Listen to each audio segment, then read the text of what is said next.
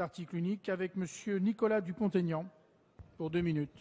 Oui, Monsieur le Président, Monsieur le Ministre, Madame la Présidente, 2 minutes pour vous demander une fois de plus de lire ce texte.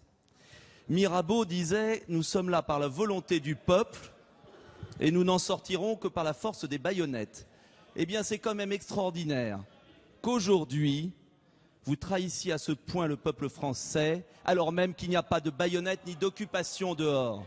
Oui, c'est une trahison que vous faites, car l'Assemblée nationale est née, cela vous gêne, oui, est née de la volonté des représentants du peuple de contrôler l'impôt et de contrôler le budget.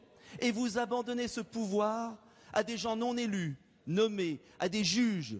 Vous abandonnez ce pouvoir et vous niez même l'importance de ce transfert de souveraineté. Vous le niez parce qu'il vous gêne, parce que vous aurez des comptes à rendre au peuple français. Vous le niez, cet article 5 surréaliste qui définit les politiques structurelles que vous avez passé votre temps à contester pendant 10 ans d'opposition et que vous allez subir par les commissaires qui viendront vous donner des ordres ici à l'Assemblée nationale. Oui, des politiques structurelles, article 5. Vous allez subir l'inversion de la majorité de l'article 7. Vous allez subir les sanctions.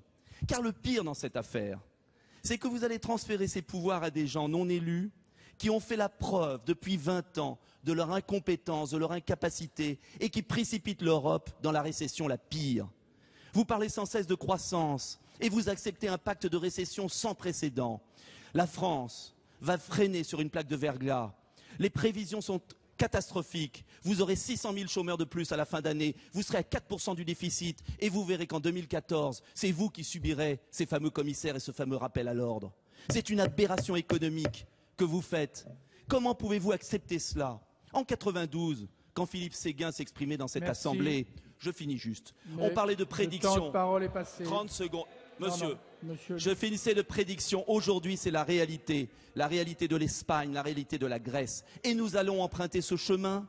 Vous allez dresser les peuples contre l'Europe, contre la belle idée européenne, parce que vous appliquez une technostructure, la politique d'une technostructure qui mène l'Europe à la ruine. Nous aurons rendez-vous dans les prochaines années, mais vous prenez une responsabilité écrasante devant l'histoire.